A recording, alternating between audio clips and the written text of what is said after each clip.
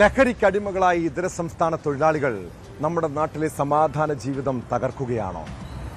അതിഥി തൊഴിലാളികളെന്ന പരിഗണന ദുരുപയോഗം ചെയ്യുന്നവരെ ഒരു നിമിഷം പോലും നാട്ടിൽ തുടരാൻ അനുവദിച്ചുകൂടാ.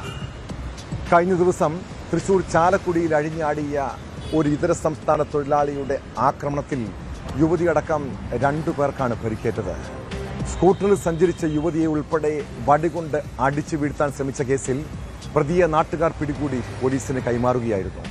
ഇയാൾ ലഹരിക്കടിമയാണെന്ന സംശയത്തിലാണ് പോലീസ്.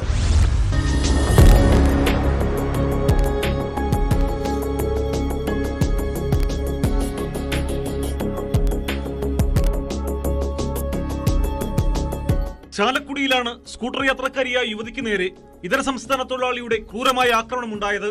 വെള്ളിയാഴ്ച രാത്രി 7 മണിയോടെ ചാലക്കുടി സെന്റ് ജെയിംസ് മെഡിക്കൽ അക്കാദമിക്ക് സമീപമായിരുന്നു സംഭവം. സ്കൂട്ടറിൽ സഞ്ചരിക്കുകയായിരുന്ന ചേനത്നാട് സ്വദേശിനി മേഘയെ പ്രതി വഴിയിൽ തടഞ്ഞു നിർത്തി വടികൊണ്ട് തലക്കടിക്കുകയായിരുന്നു.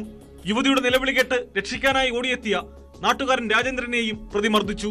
തലയ്ക്ക് ഗുരുതരമായി പരിക്കേറ്റ യുവതിയെയും മർദ്ദനമേറ്റ രാജേന്ദ്രനെയും നാട്ടുകാർ ഉടൻ തന്നെ ചാലക്കുടി താലൂക്ക് ആശുപത്രിയിൽ പ്രവേശിപ്പിച്ചു.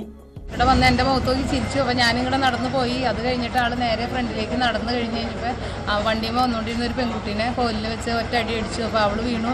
അത് കഴിഞ്ഞിട്ട് ആൾ നേരെ പോയി വേറൊരാളോട് പറഞ്ഞു കഴിഞ്ഞപ്പോൾ ആൾ പിടിക്കാൻ പോയ ആൾ ആ വടി വെച്ച് തന്നെ അടിച്ചു. അപ്പോൾ അവരെല്ലാവരും കൂടി അവസാനം ആളെ കീഴ്പ്പെടുത്തി പോലീസിനെ ഏൽപ്പിച്ചിട്ടുണ്ട്.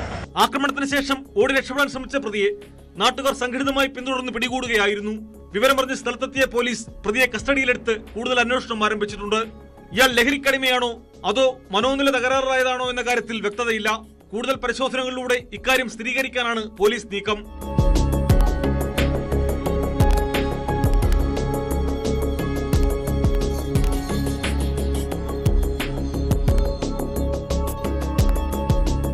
ന്യൂസ് 18 തൃശൂർ.